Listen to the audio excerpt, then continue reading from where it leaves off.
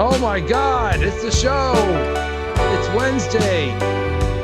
It's November 3rd. Everything's crazy is crazy. Everything's always crazy. And we're going to talk about it today and get to the bottom of it, right?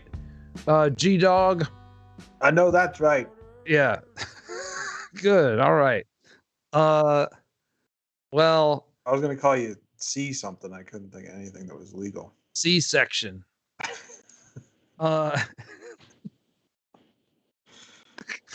There aren't a lot of rappers named C-section, I don't think. I think that's open. Okay, so listen to this, you guys. I got the booster shot yesterday.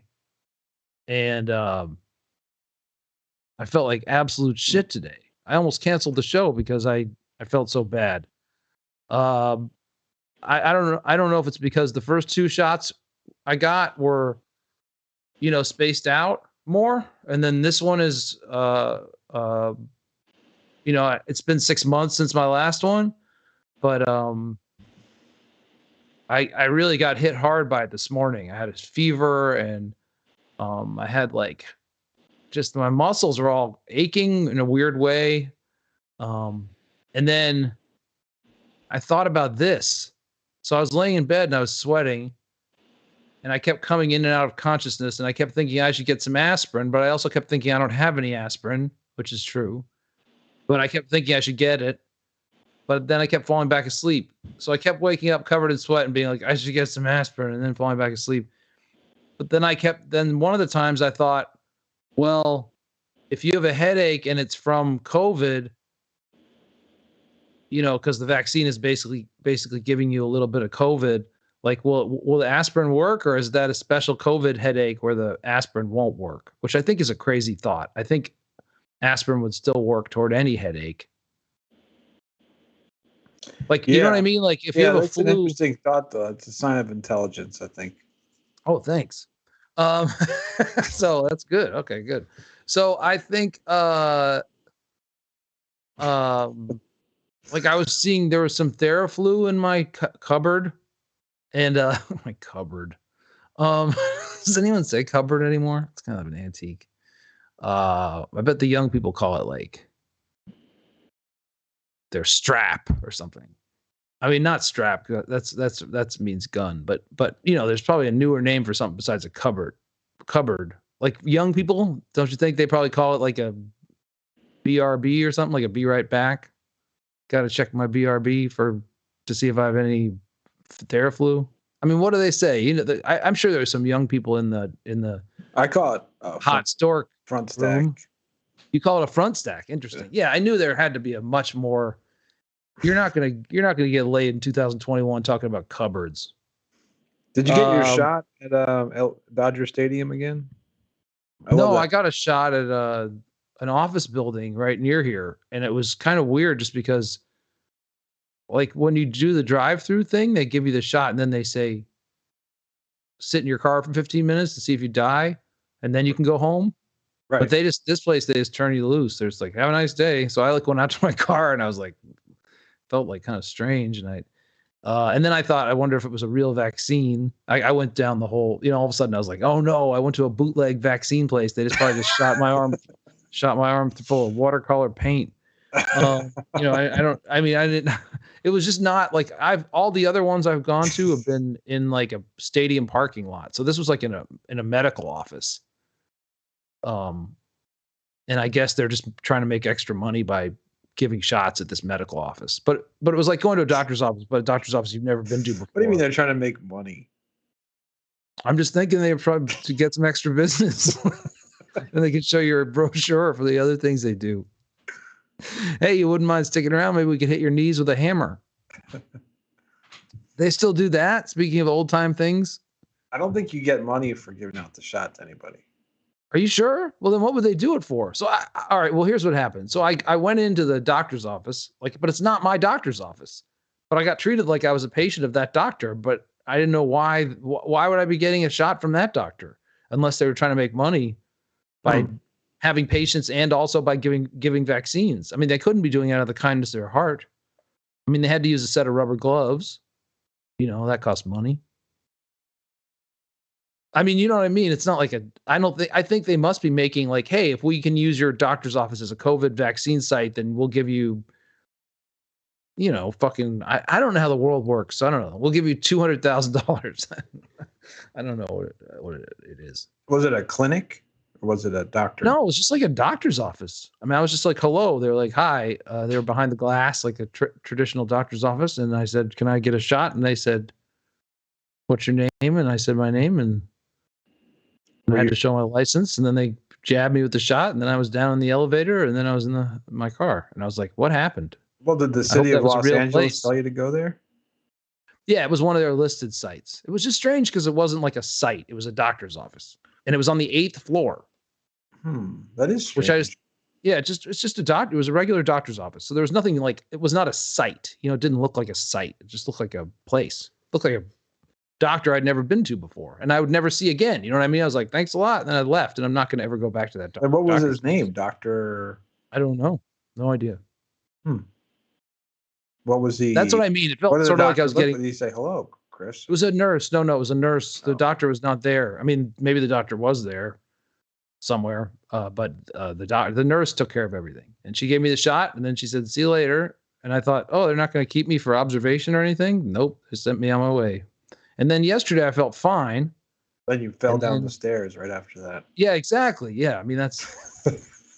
Yeah, like I'm walking into traffic. But I think man, this show is gonna be so boring. Everybody listening is like, oh man. No way, you got some good videos picked out. This show's gonna be awesome. Okay, well, thank you, Greg. I see what you're trying to do. So every show needs a cheerleader, right? I think so. Is that what they say?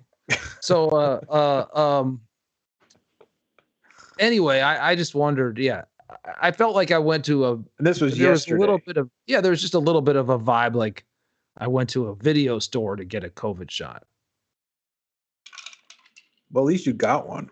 Like, it wasn't a super fancy building either. It wasn't. This just didn't inspire confidence. The whole thing distance. Like, I felt like I went to like Joe's Discount Vaccines in like a warehouse. I keep thinking of like a tire shop with shoddy tires. Like, oh yeah, these tires are good. Yeah, we have some vaccines. They're not as cold as they're supposed to be, but how come these tires are $20 each? We'll give you 2 of them. Actually, we'll give you 2 boosters because these are not the right temperature they're supposed to be. We let them get warm. These tires are last 15, 20 miles. I love tire shops. Tire shops are an honest business. They'll put a bald tire on your car and they'll do it fast. And you've got a great song on your Patreon, Tire Shop. Oh, that's what I was going to say today. Did anybody who's a patron, and that's another thing, is I'm supposed to say on the show, I should read the new patrons. I don't give the patrons anything. I just look at them and I'm like, there's another one. I mean, I don't have that many, but you're supposed to go on your show and say, thank you, Susan Jenkins or whatever. You're supposed to list the people who joined your Patreon so they don't feel like fucking second-class citizens. But I'm not doing that. But I'm going to start doing. We have people taking care of that. They're getting Frisbees and headbands. It's not true. And I want to get that.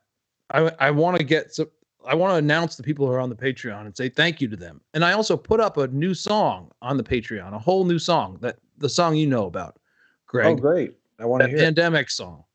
It's wonderful. I recorded it just on my phone. It's just a little demo version. But I just wondered if you could, thanks Gem City Record Collector. I wondered, did you guys have any trouble downloading that MP3? Because Miss Happy Sunshine had trouble downloading the MP3. I don't know if you guys even tried to download the MP3. All I said to Miss Happy Sunshine was right click was my only advice, which is like the old man advice of the year. Did you try right clicking? Okay, thanks, Gem City. All right, well, listen, let's try and I had a rough day today because I felt like such shit. But we're gonna get it going now. We're basically trying to. Miss Happy Sunshine says she did try to right click. That's all I have, Miss Happy Sunshine. Is all I have is, did you try right clicking? After that, I'm done with my computer knowledge. Because the right click gives you extra new things. That's how I would describe a right click. It's got secret things in the right click. Kind of like a capo, you know, when you put a capo on a guitar. I call it like a string pincher for the new G's and C's. Like you get a whole new set of G's and C's when you put a capo on. That's not how you're supposed to. That's not the right way to describe it, but that's what I think of it as. It's like if you put a capo on your guitar, you get a whole set of new G's and C's. But they're really not G's and C's. They're like B's or something. People have tried to explain guitars to me so many times, and I've had no luck at all understanding them. They're like, there's a B here, and there's a B here, and there's a B here, and there's a B here. Don't you get it? It's because of the harmonic. And I'm like, I have no idea what you're talking about. And when they talk about like sevenths and suspended chords and stuff, I mean, it just makes me want to kill people. I get very angry. When they start talking about suspended chords, I actually get angry. And that's why I call a capo a string pincher for the new G's and C's. That's for the music. That's a music joke for the musicians in the audience. A guitar juicer. Harry Chapin used a pencil and a rubber band instead of a capo. What a loser. I'm just kidding. That's nice that he used a pencil and a rubber band. I wonder why. Was he trying to do some kind of thing where he was like a Mr. Fix-It, like a MacGyver type person? On the side of his heartfelt songwriting, he also was like, I can show you how to make anything out of a pencil and a rubber band. Okay. She doesn't know. Okay. Well, thank you. That's interesting, though. I wonder why, if he couldn't afford them, or whether he just was suspicious of capos, or he thought it was a sellout to use a commercial capo. It was cooler to use like a. Well, didn't he do heroin? Maybe he used all his money for drugs. I don't know. Harry Chapin? Oh, he didn't? I don't think he did it. I don't know if he did heroin. I just know mom and dad, our mom and dad, me and Greg's mom and dad, like mom used to really go after Harry Chapin. Like she called him like a liberal and like because he was an activist of some sort. So like I just remember when Harry Chapin died, mom was basically like good riddance, but for based on nothing really. Just that he I think she saw on the news that he went to a protest or something. She was like, he was a dedicated humanitarian. He fought to end world hunger. Right, and mom sees that. That makes her angry. Yeah. Oh yeah, she says, "What a bum." So that bum got run over, and he died in a car accident on the highway in a Volkswagen Bug, and I said, "Oh boy, Harry Chapin died," because I like that song "Cats in the Cradle," and I like that song "Taxi" very much as a kid. And yeah, she was kind of like, who cares? That bleeding heart deserved to get crushed in his VW Bug. And also it was because "Cats in the Cradle" was a song about an inattentive dad. And whenever it came on the radio, that was it. Yeah. Whenever it came on the radio, it made everybody very uncomfortable. Oh, so like mom also was mad at him about that. Not only was he an activist, but he'd also written a song that made the air thick in our station wagon. Harry Chapin met his wife, Sandra Chapin, a New York socialite 8 years his senior in 1966 after she called him asking for music lessons. What a piece of shit. He deserved to die. That's what mom would take away from that. She'd be like, oh, I knew it. A New York socialite, huh? They married 2 years later. Story of their meeting and romance is told in the song, I Want to Learn a Love Song. I want to learn a love song. I want a something. I can't remember how it goes. That's a good song. I want to learn a love song. I want to go. I don't know the rest of them. WOLD. Remember that song? WOLD. That radio station? Yeah, that was a song about a radio station DJ. Oh. He's like, I'm just a lonely DJ on WOLD. Was another one of his hits. He had a few hits. I never really took him seriously as a songwriter. I mean, exactly. I don't think he had a ton of great songs. Cats in the Cradle. I don't really, Silver Spoon. He's no Cat Stevens. On the afternoon of July 16th, 1981, Chapin was en route on the Long Island Expressway to perform at a free benefit concert at Eisenhower Park in East Meadow, New York that evening. At 12:27 p.m., Chapin was fatally injured in a fiery traffic collision with a semi-trailer truck outside Jericho, New York. Passersby managed to help the unconscious Chapin out of his engulfed 1975 Volkswagen Rabbit. Oh, it was a Rabbit. He was immediately taken by helicopter to Nassau County Medical Center, where he was pronounced dead at 1:05 p.m. due to internal bleeding. What a bummer. His wife won a $12 million decision in a negligence lawsuit against Supermarkets General, the owners of the truck involved. Mom was like, only a liberal wouldn't know how to navigate around a semi-truck. I mean, everybody knows you get out of their way. His epitaph is taken from his 1978 song, I Wonder What Would Happen to This World. Oh, if he's lucky, man. He's lucky he died in a fiery crash in 1978. He missed all this garbage. He missed social media. He's lucky. I mean, for God's sake. I mean, he checked out at the right time. When he was driving down the road, he could have gotten his message out, though, if he had social media. Well, maybe he's... yeah, he could have... He missed out on all John the friends. Think of all the happy birthdays messages he missed out on. What did you say, Greg? I said, think how much John Denver would have done with social media. He would have had a hawk, flapping its wings across his Facebook page. You fill up my inbox.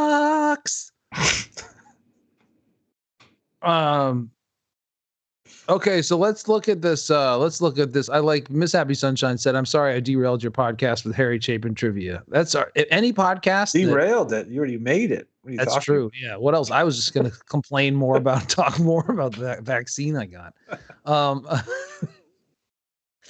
Yeah, that's true. What are you talking about? Thank you. Fiery rabbit. Thank crash. God. Thank goodness. Came out of nowhere. It was wonderful. Thank goodness. We like to refer to internal bleeding at least once a show. So, all right. So let's watch this. Basically, last week was so much fun. I had a lot of fun with that U-Haul video. And then someone in the comments of it on Instagram, like I posted the show, go check out our show. And I used a clip of the U-Haul, destroying the parking garage. And someone said in the comments, they said, U-Haul, more car accidents or U-Haul accidents and Hinge. Like they just wanted those two things. So I was like, oh, since I'm so easily swayed, I'm like, okay, all the shows now will be U-Haul crashes and Hinge photos. So I did some Hinge photos for this show. So we'll get to look at those. But right now, let's watch this a little bit. You guys have probably seen this. This is some compilation of this guy who lives near a bridge. It's a railroad bridge, or he might have I think he has a business right near it with a camera. Oh, so this is a guy who does it. That makes it more interesting. Well, this is a guy who films this bridge. And, the same guy. He's reported hundreds of people tearing the tops off their box trucks. Like, I mean, it is... Right. So it's kind of like watching... doing a documentary on the Golden Gate Bridge, people jumping off the bridge. This guy instead made a documentary of people peeling the ceilings off their trucks. Yes. Have you seen it, Greg? I watched a bit before the show. Oh, okay, yeah, it's pretty good. It's also like one of those things. It's like a drone. It's kind of funnier the longer it goes. At first you're like, this is a lot of, but it's an hour. It's like over an hour of people doing this, so it gets kind of funny. It's kind of like a Velvet Underground. When they play the same chord for a really long time and then things start to reveal themselves after you've listened for like 10 minutes. It's kind of like that. Except with pictures of people running into a bridge. I used to work near the bridge in Nashville, near the Mercy Lounge. And I saw a truck. I saw a couple trucks just peeled like a can opener. Right. And that's what I want to talk about. Once we watch this, I want to talk about what kind of slang they have for when this happens. Like truckers, but these aren't real truckers. They're like all people who rented a truck. I think most of them are people who rented trucks and don't know that they're too tall for this thing. For some reason, they're not thinking about it. They're probably just like, oh, it's hilarious. I mean, so this is my idea. The RVs is the best. My idea is like that if it's truckers though, that they say like, oh, someone We got a guy tried to do the limbo. Got a shave and a haircut. So that's what I mentioned. Yeah, what would the metal be called? It wouldn't be open like a can opener. What does it look like when those trucks are peeled back? I don't know, but sometimes it just gets a little off the top. Like there's a lot of slang. I think it's like, yeah, we got a guy who tried to do the limbo, took a little off the top, over. So let's watch a little bit of this. Thank you, Eric. And is this Jürgen?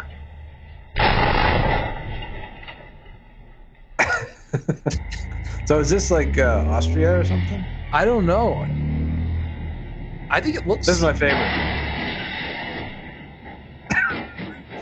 Yeah, like all those things they just took off the top of that thing are expensive. They're like, oh, they must be confident about it. That guy, yeah.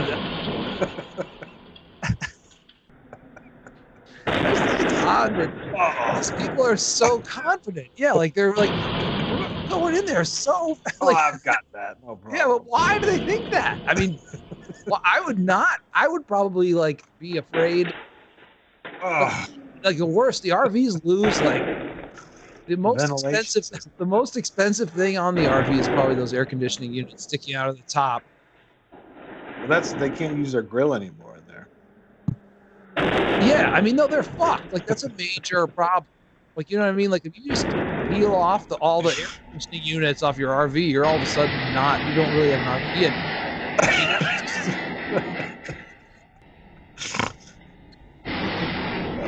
I like the ones that almost make it. I like the ones that almost make it like and just get a little trim off, like that one. Yeah, like you're like, oh, I guess nothing happened. I think that.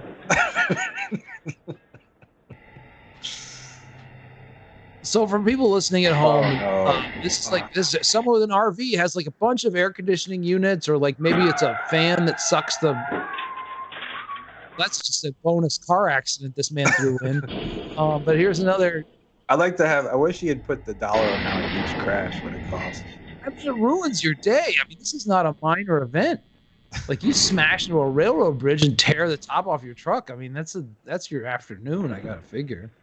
Well, there's got to be cold brew involved in this because people should not drive. Look at this guy, Mr. Confidence. Yeah.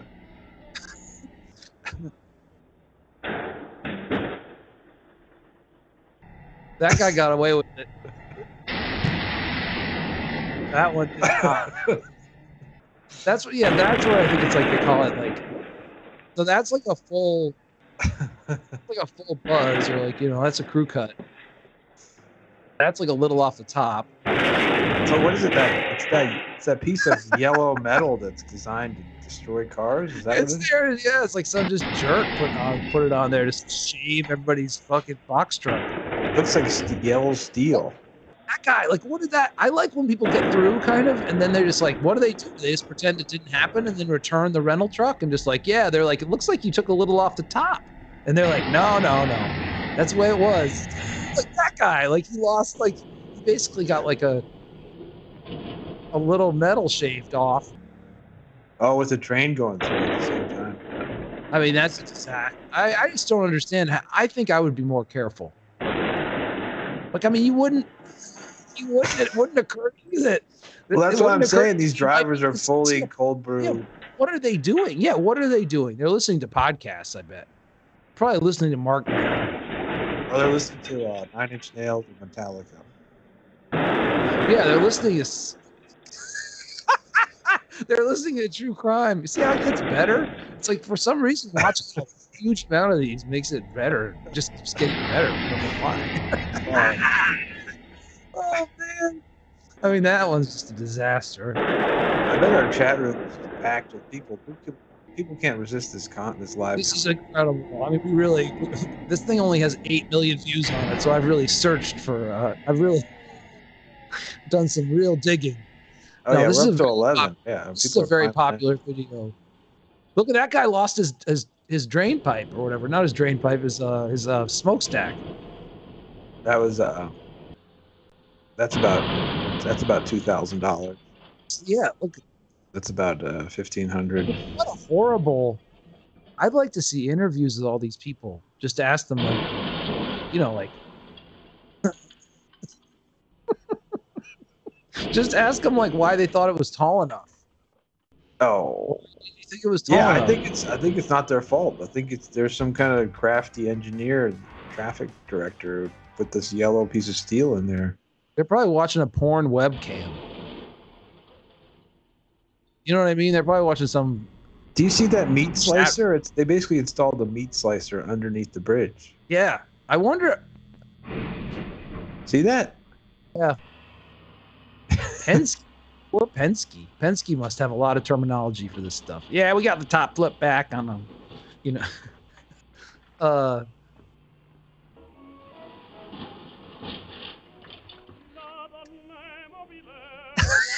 That's the thing, though. Is it nice? Like when they sneak through, it's like, is that a victory or are they still stupid? How about you skip this bridge? Okay, well. Oh, man. There must be something really good on the other side of this bridge. Hey, do you think if I zoom ahead, do you think you saved the best for last? Do you think that's what this thing is all about? Yeah, go ahead. Go right. There must be something really great on the other side of this bridge is right. Like the world's greatest donut shop is like right on the other side of it. They're like, oh, 100 yards to the world's greatest. Ah! Or maybe it's a fireworks store. On my way to Donut City. See that piece of metal, that yellow thing? Yeah, but it just says, I think it's just meant to say, 11 feet, 8 inches. No one gives a shit about it. No one cares. I wish the filmmaker would just do one close up on the actual height of the filmmaker. Oh, yeah, for me, this guy's a filmmaker. Filmmaker. Actually, this is better than almost every movie that's come out in the last 10 years. That's pathetic. I prefer this to just one close up of 11 feet 5 inches. 11foot8.com. Oh, that's what it's called. Okay. Yeah, so the website that ruined this guy's marriage. 11foot8. He's up all night like cutting these things together, and his wife's like, "What the fuck are you doing?" He's like, "I don't know. It's an addiction. You've got to watch this." Oh. Okay, so anyway, people are driving crazy out there. Where do you think I got my hot tub? 11foot8.com. Yeah, do they sell stuff? I'm just saying, like he's probably made a fortune off his videos. Do you think? How would he make money from them? Just views, I guess. Yeah, advertising. You said it's got 5 million views, right? Yeah, even more, like 8 million views. What is crazy? Crazy? That's actually drink tons of water and eat oranges. Oh, this is somebody like, is this spam in the chat room? Yes. That's a good sign, I think.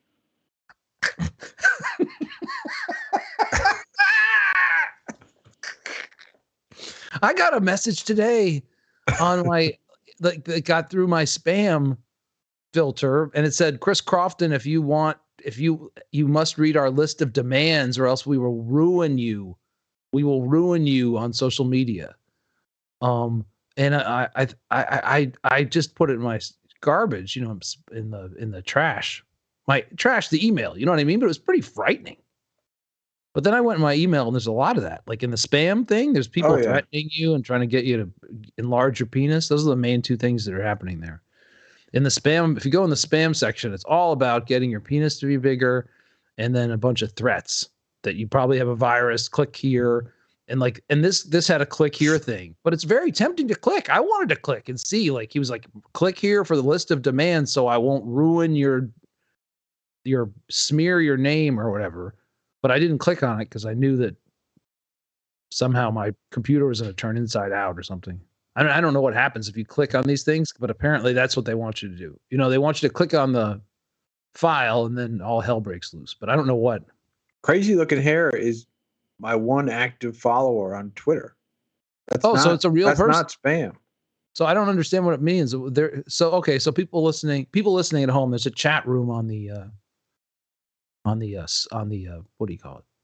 Twitch. And there's a person in here and everybody gets to name themselves whatever crazy thing they want. No one uses their real name. So everybody in the chat room is called 420 Gorilla. And so this person's called Crazy Look. What is it? crazy looking hair. Yeah. And the comment they wrote is, that's actually drink tons of water and eat oranges. You're definitely having an immune system response. And if your symptoms, it's advice for how to take care of my feeling bad from the vaccine. It's actually kindness. Awesome. So maybe all the spam everything I think is spam is probably kindness, which is directly attributable to our childhood. She must be on a delay though. That's why. Yeah. Stay hydrated. If it lasts longer than 24 hours, you should call somebody. It can be intense for people who don't sleep enough. Thank you, Carrie. Crazy looking hair. That's nice. And I don't know what I have to do, but eat an orange and then go to bed. Okay. All right. Well, we watched, as advertised, a U-Haul video, and now let's look at the Hinge things for fun. You guys excited about Hinge? I'm skipping ahead. I'm making things hard for Eric. I want to look up Jürgen Henn, see if anything comes up. Yeah. Thank you. Jürgen Henn is a 6'1" footballer. So this is Hinge. This is like real stuff from Hinge. I've been on Hinge recently, and everybody puts up pictures like this. Like, and also I figured out how to remember the last time I had the Hinge pictures on. I scratched out the people's faces and it looked like demonic. Well, my friend Christy suggested just putting clown heads on them, which I really like. So there's a couple of people on my Hinge. That works better. The woman who's looking for a date is the one that's being held up by the feet in that picture. And it's for people listening at home. Again, this is a picture of two women in yoga type outfits, like by a lake near a mountain with snow on it. And they're like, one person is holding the other person up by their feet. It's like a yoga pose, some kind of, it's all exercising near a body of water, doing yoga next to a mountain and stuff. This is like everybody's dream is to just take pictures of themselves doing yoga next to a fucking mountain. And I don't know why. But anyway, I don't want to do that. So I'm not going to click on this person. For example, I put an X on this person because I don't want to do whatever they're doing in this picture. I'm not going and putting yoga pants on and standing around next to a lake. So you were more affected by the image than the actual text, because there were a whole bunch of images. Then the text is even weirder. Yeah, the text is scary. Well, first of all, Hinge makes it kind of annoying because they give you these prompts. There's only a few that you can do. There's like 30 of them, and you pick one to write, I'll fall for you if is one of their prompts. And then you write something, and of course I don't want to participate in that. So I didn't do very many of them. And people are like, you're never going to get a date unless you participate in it. And it's like, I can't deal with it. I can't do those. So I'm never going to get a date on this thing. I mean, this is not the site for me. I think I need to be on something more like, I don't know. I'll fall for you if you like Schmidt beer. Yeah, something like that. Something like, like an app that's just for people who, I'll fall for you if you like partied a lot in the 90s. Under the moonlight. Did you party a lot in the 90s? Then we should get together. So this person says, I'll fall for you if, what if it's like the dream for me would be like, I'll fall for you if you still smoke a cigarette every now and then. Like, that's not going to happen. Man, they hate smoking, man. They hate it. I don't really smoke. I don't like smoking either, but man, there are certain people on here that they're like, they don't care if you're a murderer as long as you don't smoke. Well, I've noticed a lot of people are not 420 friendly or on Match.com. Which surprises me. I don't know why you're not 420 friendly. I'm surprised too, because man, the whole world's 420 friendly. Yeah, out in California. I mean, if the whole world's about HVACs and 420. We missed the HVAC part of the show got cut off, didn't it? Yep. Okay, because Greg promoted my Advice King column to the person working on the HVAC at our house in Nashville. No, not on our house. No. To my work HVAC. I was getting a quote for our place of business. and he came, and his name was Vernon, and we happened to be next to some Airbnbs. I have these big plate glass windows, and he had a view of the plate glass windows, and I didn't. My back was to them, and it was 2:30 on a Friday, and a bunch of bachelorettes were going back into their house, and then one went to the bathroom in front of them, just pulled her pants down, and then the other person puked, barfed. Oh, right. That I remember you told me that. I thought I had mentioned that to Chris, and then out of that possibly came this awesome column about how Nashville partying is out of control on Lower Broadway and how barfing is everywhere. And so I said, I was on the phone with Vernon. I was like, oh, you got to read my brother's column. I'll send it to you.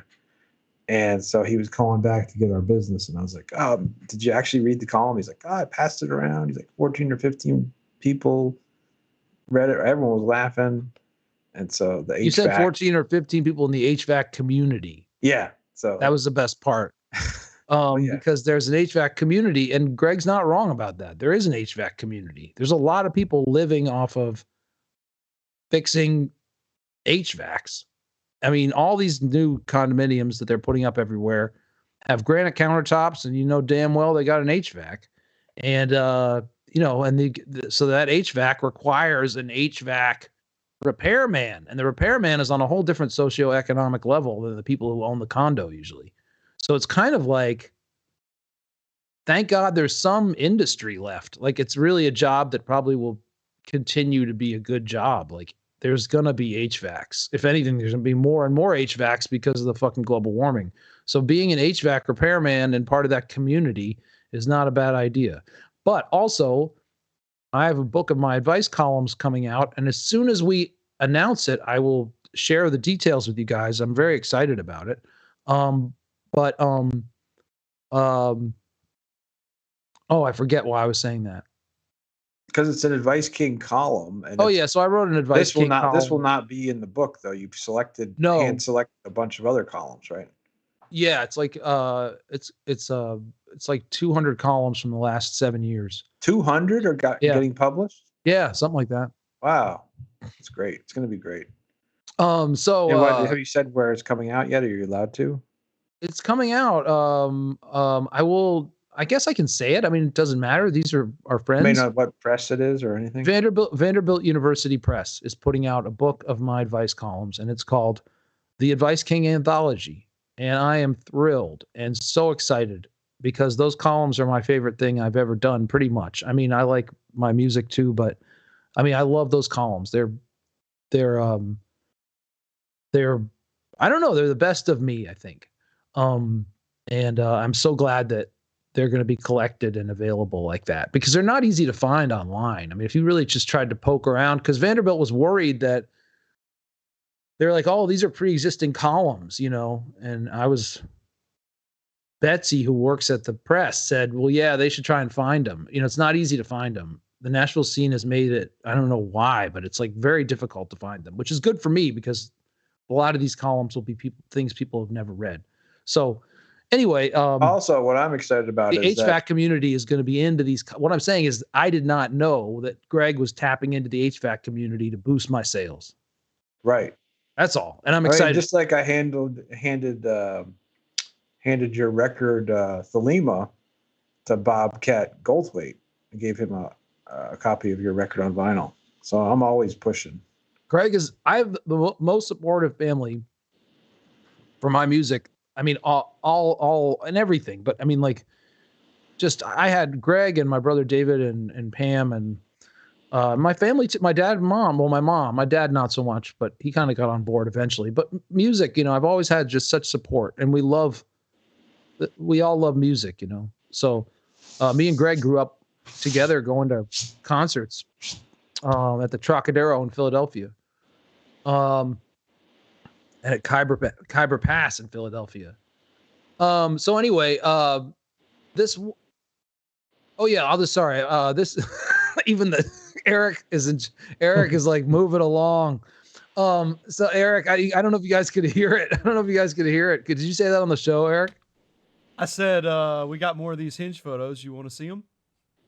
Yeah. I like that. I just wanted to say before we move on. come on. You don't want to hear about how supportive my family is? That's good podcast Even though content. I've read all the columns, I'm excited to have them in one spot. That's what I'm Me too. Because I'm serious. it's going to take on a different meaning, and I think that'll be the power of the book. On back to Hinge. And I'm gonna I'm gonna promote the shit out of it. So don't you worry, people. Gimlin's in the chat room. We're gonna get this. I just haven't been able to announce it because they haven't announced it yet. I'm just, it's any day now. They're waiting for their website to get updated. Which for some reason does not inspire confidence. I don't know. Anytime I hear about websites, I automatically get sad. I'm like, this book's never gonna go anywhere. But Vanderbilt University is a pretty prestigious name, so it's fun. It's fun to tell people this book is coming out because, like, the rich people that I know don't understand why. They're like, what? Your book is coming out on what? They're like, oh, are you self-publishing it? And I'm like, no, Vanderbilt University is putting it out. They're like, what? I don't understand. Vanderbilt University. Like, they get real confused. Yeah, it's it breaks great. through it. It makes me really happy. The clutter. I agree. I've that myself. What's that? Just people reacting that way. They're like, people often, oh, good for you. Like, well, no, say, the customer. That doesn't pertain to me, but good for you. I've worked in restaurants. I'm an artist, so I've worked in restaurants my whole fucking life. I mean, that's what artists have to do. They have to, like, work in restaurants because nobody pays for art.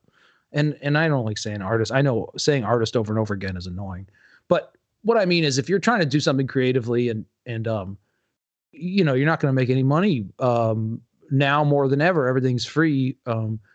So, like, the people who come into your restaurants, like, they tend to treat you like they think you're a failure, or they assume you just have nothing going on, which is most of the time far from the truth. Usually the servers have more going on than the customers.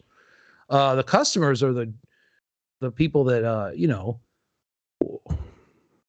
whatever. It's just they always think like they're just I just love that I get to say Vanderbilt University, because every square-headed capitalist in the world respects Vanderbilt University. Yes. And they get really confused when I say that I have a book coming out on that. They just are basically, they're like, you must mean a different Vanderbilt University. I'm like, no, that's the one I'm talking about. And they're like, it does not compute. You work at a bar. You can't be smart. And well, it's because everyone you're usually talking to has traded in their artistic ambitions for a business career. And the minute that trade doesn't look like was the correct in their favor, then they get worried. It's like, well, yeah, and they also they get to, even though they deep down know that they're just a cog in a machine, they get to exercise that. Well, the fact that they deep down know that they're cogs in a machine makes them angry on some level, and that's the level that they take out on servers and stuff. Oh yeah, like, because servers are just punching bags for their own self-loathing. To get out their self-loathing, because they know deep down that they fucking, traded their dreams in for a cigar. Right. So anyway, so when you actually tell them, like, you've broken through. Yeah, they don't understand it. Wait a second, really? They're like, yeah, wait, what? Like, yeah, it's great. I mean, it makes me happy. I mean, it makes me happy that. Fuck, it doesn't make me happy to stick it to people, but I mean, it's just fun because people do tend to be like, oh, you're self-publishing it or whatever. Like, oh, what is it? A little book? Just like they tend to diminish, what artists do until they're famous, and then they love them. Like, when an artist is coming up, like, fucking wealthy people don't want anything to do with them. And then once they're fucking a household name, then they're all about, they want them all to be on their fucking patio. Yeah. Oh my God, Jacob, or not Jacob. Why would I almost picked Jacob Dylan. Why would I pick Jacob Dylan? But rich people love having famous people over once they're famous. But before that, like 10 minutes before they're famous, they'll treat them like shit.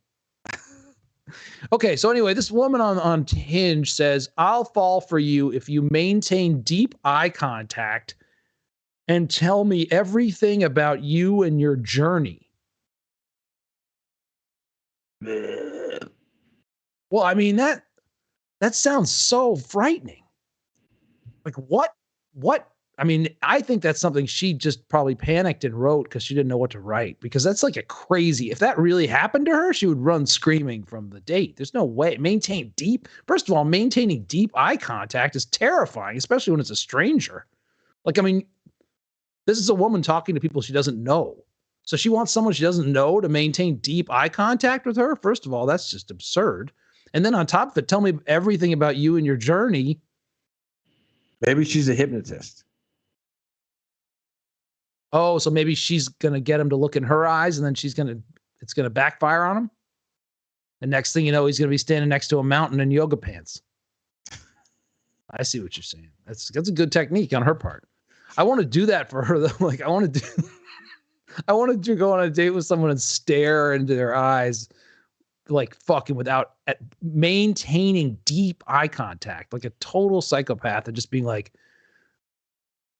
it started in New Jersey. I was born in 1969. Then I moved to Connecticut, and we had a mailbox. Then I was in grade school and just still staring at her, like what journey? I mean, the journey, whatever. Anyway, so I'm not going to go out with this woman. I don't want to stand next to a mountain wearing yoga pants. And I don't want to talk to anybody about my journey while I maintain deep eye contact with them. That sounds terrible. So no, I'm not going to go out with whoever this woman is. Okay. So now which person is she? Is she on the top or the bottom? I think she's the one flying. Like somebody has her up on her feet. She's probably a nice person. Listen to me. I feel bad. I don't even know who she is. I'm sorry to whoever that is with the clown head. Okay, so let's look at the next one. Well, it's not easy to make you feel like you're being crowded out by someone you don't even know and never met. Already, you just don't want to get anywhere near her. Yeah, because that's one of the problems. Yeah. I think a healthy relationship is when you have space between people, not when you're staring into each other's eyes and knowing too much about them immediately. Well, you got to keep track of which woman wants you to stare into her eyes, too. What if you go on the wrong date and try that shit? You know what I mean? What if you get confused and you try that on someone else? And she's like, what the hell are you doing? And I'm like, I'm just following the instructions on your fucking profile. You said to stare into your fucking eyes without breaking out. I didn't say that. I said I wanted to go drink wine in a vineyard. Why are you staring at me like that? Oh, I'm sorry. I got my things confused. I mean, that sounds like a codependent relationship to me right off the bat. That's what I'm trying to say. Probably. Okay, so this lady wants to travel the world, which is fine. But a life goal of mine to travel the world. I mean, she looks attractive underneath that clown face. Yeah, she's not really. I mean, well, she's fine. She's not like. I mean, she doesn't look like that friendly, and her goal is to travel the world. And my goal is to like buy a rotisserie chicken. So it's like, we're not going to, my goal is like so small compared to that. Like travel the world. Okay. You want someone who has tons of money and tons of free time. Everyone wants to travel the world. I mean, I guess, and it's an obsession of people on Hinge, like women, I don't see the men, but I'm sure the men say that stuff too. But I mean, traveling is like some version of self-worth. Like you've been to more countries than somebody. So then you win, you stood next to more mountains than somebody, then you win. You've gotten your picture taken next to more boats than somebody, then you win. But I just think to travel the world is a little heavy, like for somebody. So, okay, great. I'll just quit my job then to go out with you. I'll just quit. I travel the world. That sounds like a full-time job to me. But I bet she's also an HR manager.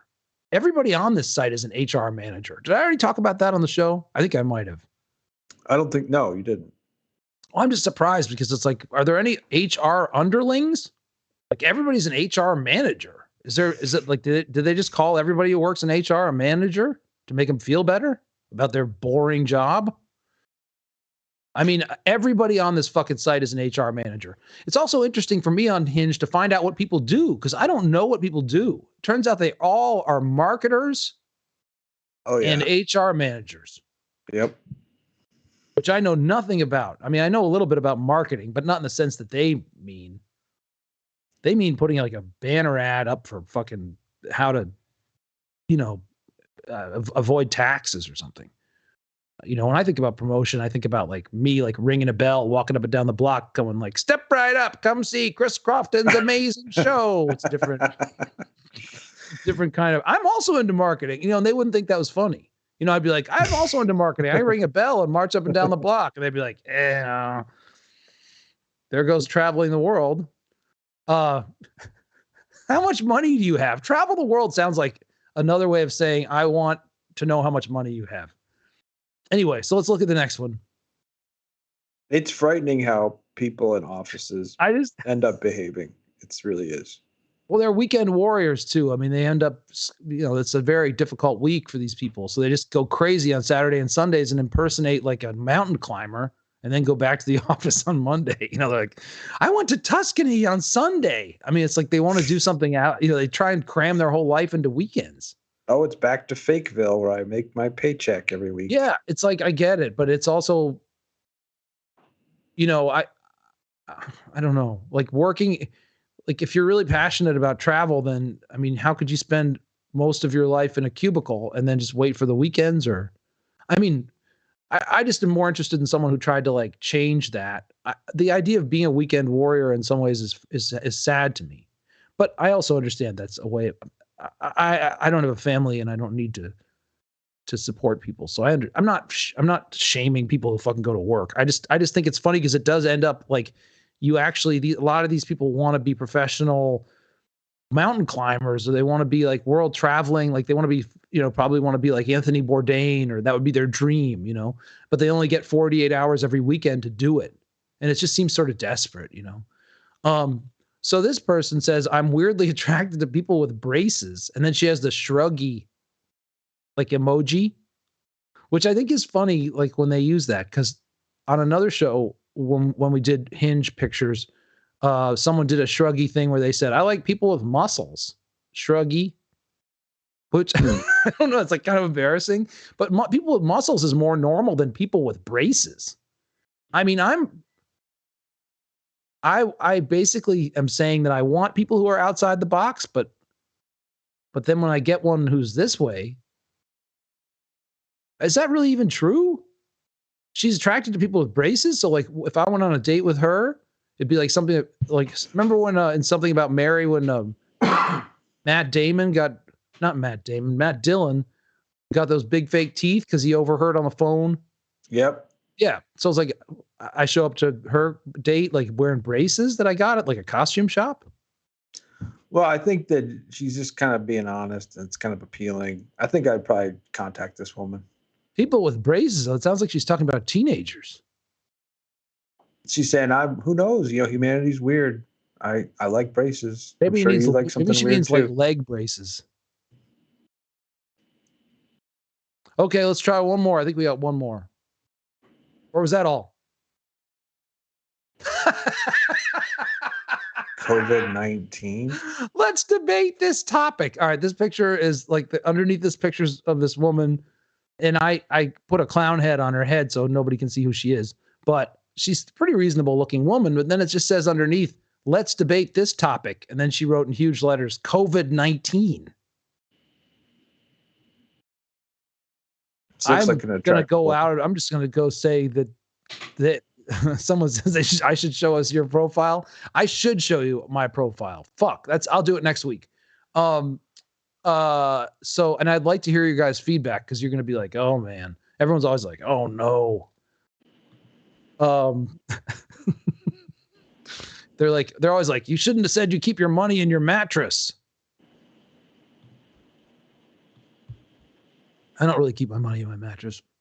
Well, I mean, the problem I have is I don't put much effort into it. So a lot of people do put a lot of effort into it. And so I deserve what I get because I just sort of like wrote a paragraph and, if you don't understand how awesome I am, it's your fault. Yes, I do that too. I do it too. I'm not going to participate in any of these prompts or whatever. I'm going to play it cool. What's smarter to do is like, I saw some people have answered their prompts with like, does anyone else find these prompts annoying? Like that's better because it says more about you than just not including them. But yeah, let's debate this topic, COVID-19. There's also people on there that will say like, because one of the prompts is like, you should not date me if, some people are like, if you're a lamb led to the slaughter who likes to get vaccines, they put that right on their thing. So, I mean, I don't know who's going to date that person. Even a person who thinks COVID-19 is fake might see a red flag in someone who makes it their whole identity. But let's debate this topic, COVID-19. Can you imagine a worse date? First of all, I'd be like, what's the debate? And what do you mean debate it? What do you want to talk about? The fact that it's a disease and it kills people and that you're supposed to get vaccinated? What's the other side of that? Is there another side to that? Because I don't see it. So I don't see how we're going to debate a disease. COVID. This Happy Sunshine says, I suggest you ignore the prompt and say what you want. When I see a guy with nothing on there, I think he's putting in no effort. Right. That's so good. Yeah. That somehow I'm too entitled in some way. To I feel like for some reason that I'm like my coolness will come through the screen. I also must think I'm like I must think I'm good looking because I just put up pictures and no, you know what I mean? Like, and that's not working. I'm not getting any matches. So that's this week's COVID. What do you call it? That's this week's COVID. No, that's this week's Hinge thing report. Got me like... I think we're having a pretty good show considering I was almost killed by a vaccine booster, and we had some. Anyway, I'm feeling good at the moment. We're almost at the end, but I figured we're gonna do something fun that I've been waiting for. There's a man, one of my favorite YouTube people. His name is New England Wildlife and More. Now, some of you in the chat might be familiar with. There's Joe Bain. Joe Bain's back on the thing. The condos usually have 2 HVAC systems, one up, one down. I'm going to HVAC school. Because I think there's probably, there's just enough, there aren't enough industries where you can just like do a trade and then go the fuck home and get a living wage. Like, at least in HVAC, you do something worthwhile. You see the fruits of your labor. It's not like working at fucking Trader Joe's or something where you're just a fucking, bagging groceries, even though you're 50 years old or, but I digress. So, well, in the South, it means something too. If your HVAC guy hasn't shown up and it's like starting to get hot and then he shows up, you think or your HVAC woman, either one, you think they're God's gift to the green earth. I've never seen an HVAC woman. I suppose there must be them. But I've only seen men with like chewing tobacco type people. So Califia Farms, cold brew, terrible stuff. Terrible. I'm just kidding. We're gonna send us some free cold brew, and then I'll say nice stuff. So anyway, this is terrible. If you guys are familiar with the show, I do that gag every week, and I enjoy it. I'm not sure anybody else does. I enjoy it. Oh, good. Okay, so this is the last. So New England Wildlife and More. One of the funniest fucking things about this guy is that he calls his channel New England Wildlife and More because he never does anything with wildlife. All he ever does is open old cans of food that he buys at estate sales. Like someone dies, and then there's like, they left like, somebody who dies who's 80, they have a bunch of food maybe in their basement or something on the shelves, like canned food, and he eats it. And he tests it under a microscope. And he's got a huge audience, right? He does, but he also stopped posting for like he put up a post a month ago, but he used to post constantly. And then during COVID, he posted that he was having trouble finding old food to eat or to test because he says he tests it, but he just looks at it under a microscope. And then he says, I don't know what any of that stuff is, basically. So I don't know what the tests are. He's always like, I don't know what that is. That looks like it could be part of the soda. He'll look at Pepsi from like 1970 or whatever that he found in someone's basement. And he'll be like, oh, it looks like there's particles in there, but I don't know what they are. Does it say what part of the country he's from? Do you know that? I think he's New England Wildlife and More. I don't know. He has a strange accent. And I don't know if he's going to copyright flag this stuff, but I'm excited. And, maybe we'll have him on another show as well. But this is one I just picked out. Maybe he could be a guest to this show someday. I would love that. I'm just wondering because so I didn't know. Little I was always cross-promotion. wondering where he got this 1930s lentil soup and stuff that he would eat. And he said, like at some point during COVID, he's like, I can't get old food right now because there's no estate sales. Because people weren't having estate sales because of COVID-19. So he kind of like stopped posting. And he did a post a month ago. So I'm glad to see him back. I'm kind of a fan.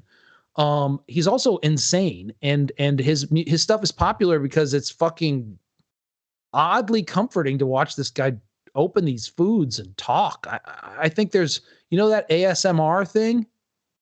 What does that mean? Well, it's like when we were having some technical difficulty with the show tonight. I went on another Twitch channel and it was some woman whispering into a phone, like ASMR. Like she was going like, it was just like the whole thing was just this woman wearing like a bikini top, like whispering into a phone, and that's content. It's something about whispering. It's like people get horny from listening to people whisper on Twitch. So anyway, this guy might have he has kind of a droning kind of voice. I find him relaxing to see him do this stuff. So ladies and gentlemen, New England Wildlife and More. I can see you riding shotgun in this guy's van, going out to look for food and being happy about it. Yes, and also I could imagine like being like, why do you call your channel New England Wildlife and More? It seems like you should be calling it I Eat Old Food and More. Okay, let's check it out. Let's watch it. Hey everyone, if you watched my video I posted yesterday, I opened up some old cans, and one of them was this, a can of white bread. And this thing is so dried up now, it's as light as a sponge. It looks like there's some mold on there because the can had some rust holes going right through it, so this was exposed to air for decades probably. It's super hard. It's so hard you cannot even break it in half.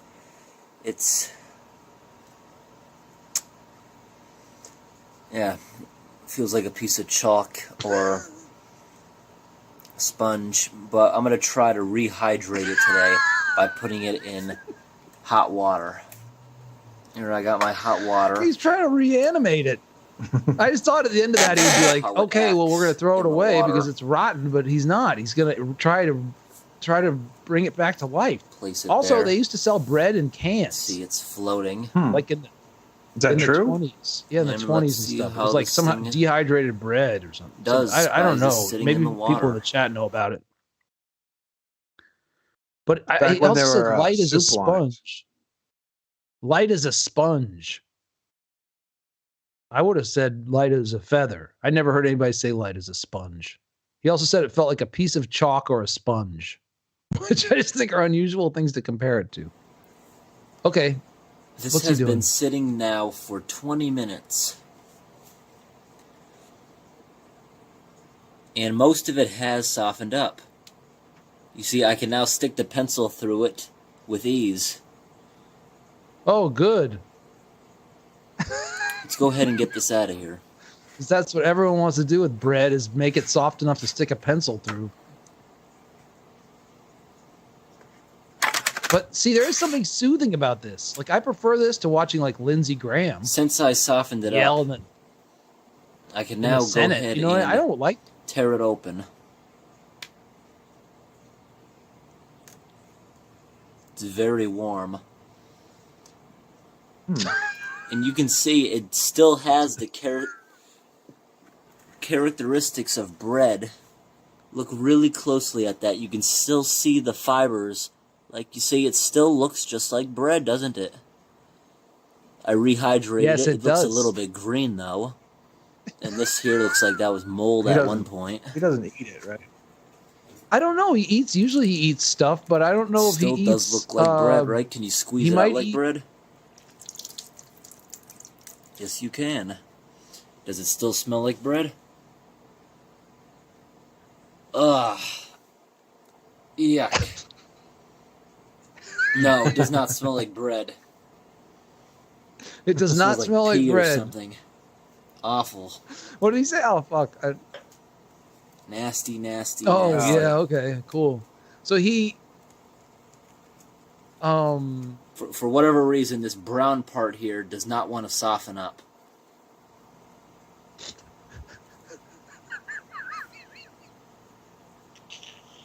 See, I just think it's funny because he doesn't really have that much information. Like, for whatever reason, like, why are we going through this if you're not an expert?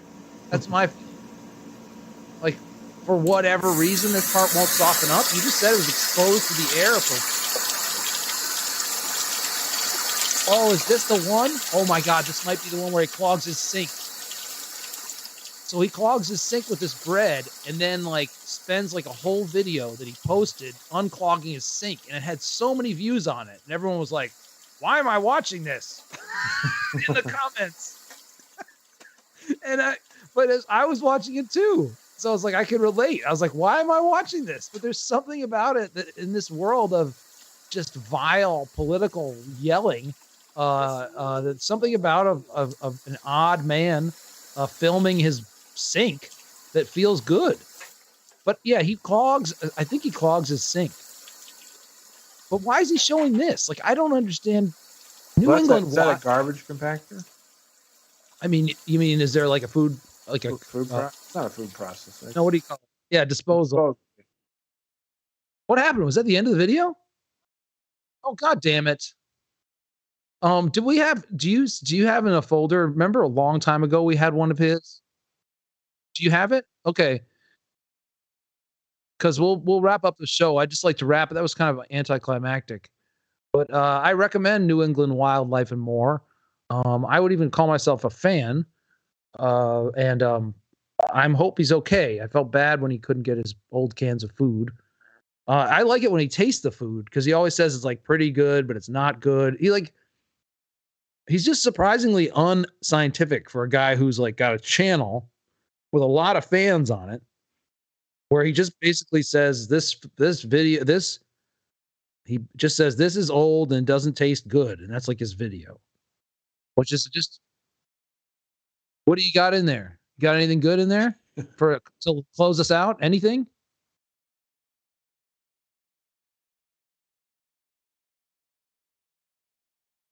Because I feel like we should reward these people for hanging in here with us today. Let's look at Vanessa Hudgens' house tour real quick for fun. Oh, what did Hasselhoff do? No, that's a documentary. Oh, okay. No, he didn't. But it's okay. We'll do it next. We'll do it next week. Next week we're going to show my Hinge profile, and we're going to show what are you talking? What am I talking about? We're going to show. Yeah. I mean, we can watch a little bit of this. Hey, just for fun. I'm Vanessa Hudgens. Welcome to my home. All right. First of all, come on in. Pause it. Pause it. Oh, it's okay. First of all, I don't know who Vanessa Hudgens is. Who's Vanessa Hudgens? She's probably an influencer. No, she's is she a singer? Does anyone know? I don't know. An actress? Is she? For some reason, I think of her in the same. Did she used to date Justin Bieber?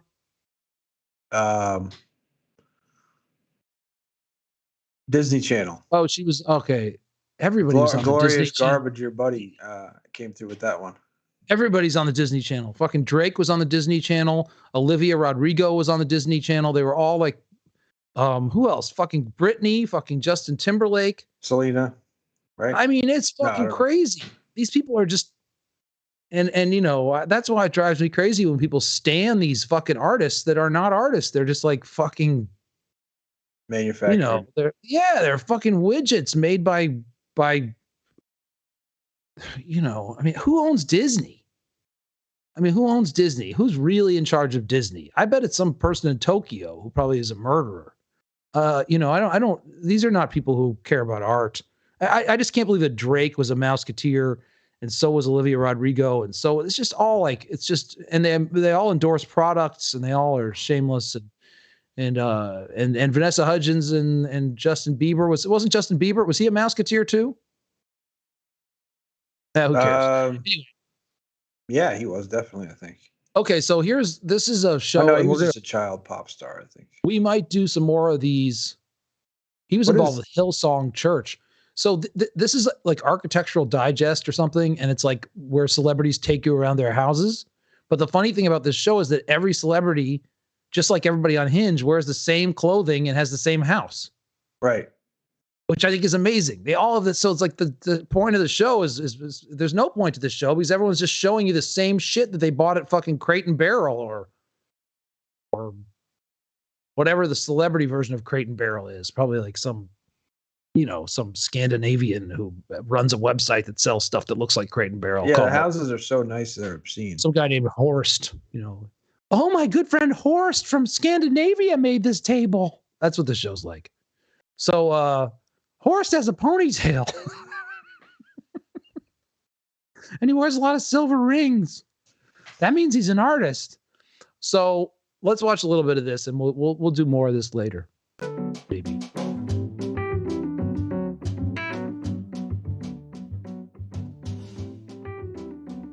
So this is the Little DeMille. It was built by Cecil B. DeMille for his mistress. Therefore, this is the Little DeMille. Over here we have Nothing funny Cecil about B. that, DeMille, but the she still man laughed. himself, kind of clocked as like the Hollywood grandfather of cinema. So we have to have a moment here honoring him since he built this for his mistress. It's not a moment, it's a This picture. is the living space. Got the piano, which doesn't really get used that often. This is all I remember from those parts. Anyways, wanted it to feel really French seems because the land really is smart. very French and vibey. There's olive trees everywhere. So I really wanted to play into that with the space. And I wanted it just All to right, be could you really pause it for a second? This is the other thing, is these Mouseketeer people have never lived in the world where anyone ever challenged them on their grammar. So they say crazy things all the time. Like they call pictures moments. And she just said some other, like they speak like fifth graders. I mean, she's describing this house. She said French, it's French and vibey. It's French. I think she said French and vibey. Everything's vibey. Fucking garbage dump's vibey. Not a vibe you want in your house, but it's vibey. Everything's vibey. Anyway, and how does she know I get the feeling she doesn't know who Cecil B. DeMille is. I don't even really know who Cecil B. DeMille is. All right, anyway, this is just going to be me being grouchy, this whole thing. We're just going to be... Yeah, I don't mind any of this cozy. so I'm a far. big fan of Okay, let's go. candlesticks, Oh, so you will like the notice stuff in them her house? everywhere. Well, I mean, just I love enjoy this a house tour. mohair Okay. sofa that I found at a vintage shop. A lot of the pieces I found are vintage pieces, like the little tavertine stacking tables. I got a vintage movie poster, which is Breathless, an amazing French film. I'm obsessed with this. It's this Thanks. artist named Peter Tomka. He does these projection silver gelatin prints, and it's his friend from high school. She wrote a murder mystery play, and this was a shot that he got from it. I love it. I also really love vintage books. Finding old books all over the world is one of my favorite things to do. I found these little guys in Scotland at a little vintage bookstore along with these original prints of Emma. These are just like all French love stories. We have my one and only Natalie Wood. Fox actually gave this to me after I did Grease Live as a present. This I got because I was like, this would be so cool to have an old school clock that chimes. And then it started chiming, and every time it chimed, I would jump out of my skin and be like, that was a great idea. Practically terrifying, but you know, it looks cute. I love big She's plants. super I think funny. it's so important to just bring life into your home. As you can see, my Monstera is doing very well, and we just love big, big bouquets. My friend and designer extraordinaire, Chad Wood, helped me and styled this house and put together the most amazing bouquets and arrangements. Oh, and the floors. The floors were a big selling point for me when I saw this house. Gary Oldman lived here before me, and he put these in. They're 18th century Name French oak drop. from an old chapel in Europe. So cool. When When I bought the house, these doors were probably from the 50s. They did not open at all. So I had these made to just give it some air, which is so necessary in LA. Okay, My well, I little guess breakfast nook we that can I'm turn very this off proud of. because I got I'm sorry I this watched it. wallpaper that I fell in love with from. I didn't like that. I don't like that show. I mean, there's nothing wrong with a house tour, but like, I don't know. I feel like what happens to celebrities like that woman is they get glommed onto by tons of like guys with ponytails who offer to decorate their house for them and like turn them on to stuff. You know, she's like, my amazing friend Chad, who's probably like a sociopathic murderer. Didn't she call him Chad Wood? Chad Wood? Yeah, like he fucking like, yeah, he probably overcharged her for a bunch of stuff he bought at West Elm. Probably like he probably re-gifted. I mean, he's like, this is Cecil B. DeMille. She's like, what? I have to go to a mill? And he's like, no. This is Cecil B. DeMille. Where? I don't see him. No, this poster. Like, I just don't think any of it's like, I think she all has been. Well, the most interesting thing is to hear Gary Oldman used to live there. That's interesting. Yeah. Because he's a great actor. What's the chat room saying about this? I mean, they're probably like, this sucked. Yeah, I tuned out. We all did. Can we talk about supportive family again? Everybody hated that. Well, we can always cut that out. Maybe we'll visit another celebrity home and they'll get funnier as we go, because then we'll see the point that they are all the same house and the same stories. But in the meantime, thank you guys very much for tuning in today. Thank you for hanging in there. Thanks. Yeah. Thanks, Eric, so much for doing the hard work of making this show happen. And we'll see you next Wednesday. Yeah, we'll see you next Wednesday. Have a good night.